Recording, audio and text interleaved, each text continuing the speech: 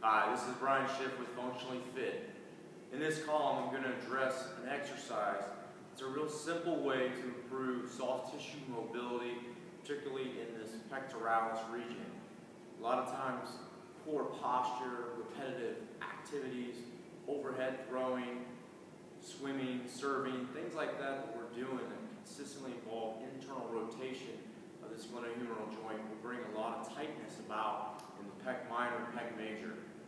So prior to movement, training, those types of activities, it's a good idea to mobilize the soft tissue to improve extensibility and optimize joint mechanics.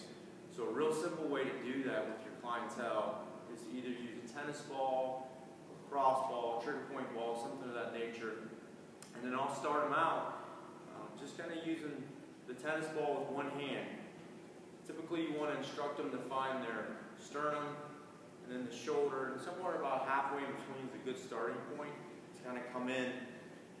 So we'll place the ball there under the palm of the hand, and then I'll just instruct them to start gently rolling the ball and seeking out areas of tightness, tenderness, or restriction.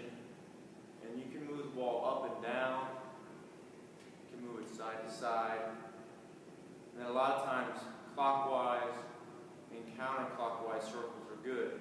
So if we find an area that's tender, I may have them just kind of camp out or compress that area for a certain period of time, maybe 5-10 seconds, or just work real gentle motions on that particular area.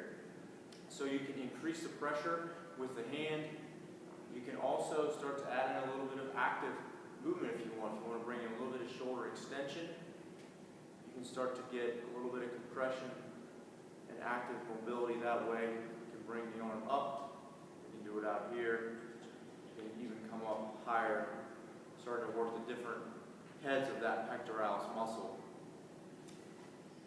In addition, you may have a yoga block. This may make it easier for them as well, or if they want to get a little bit of added pressure using two hands, you can certainly do the same thing using a block like set. So in the end, this is a great way to prepare the tissue for movement or higher level activity.